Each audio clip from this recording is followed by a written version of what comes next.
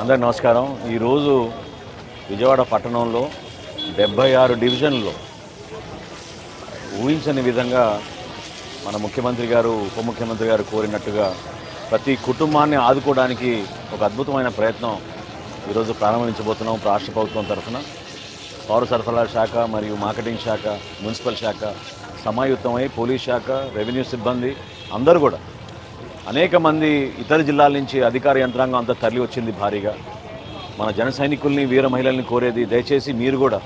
ఈ సహాయ కార్యక్రమాల్లో మీరు వార్డుల్లో ఏ విధంగా పవన్ కళ్యాణ్ గారు మనకి స్ఫూర్తినిస్తారో అదే స్ఫూర్తిని మీరు క్షేత్రస్థాయిలో ప్రతి కుటుంబాన్ని ఆదుకునే విధంగా ఈ సమయంలో మీరు కూడా ఓర్పుగా, సహనంతో, ఎక్కడ కూడా తొందరపడి మనం చిన్న చిన్న లోపాలు ఉన్నా మా దృష్టికి తీసుకొచ్చి ఎక్కడైతే సరుకులు పంపిణీ చేస్తున్నామో ప్రతి ఇంటికి మనం అందించే విధంగా మీరందరూ కూడా సహకరిస్తారని మిమ్మల్ని అందరిని కూడా మనస్ఫూర్తిగా ఈ సందర్భంగా మన జనసేన పార్టీలో ఉన్న ప్రతి ఒక్కరూ, అదేవిధంగా తెలుగుదేశం పార్టీ నాయకులు, భారతీయ జనతా పార్టీ నాయకులు, కార్యకర్తలు అందరూ కూడా ఈ రోజున మనం చేయబోయే ఈ కార్యక్రమం 76 వార్డులో కూడా ప్రతి ఒక్కరూ సహకరించమని మనస్ఫూర్తిగా నేను కోరుతున్నాను.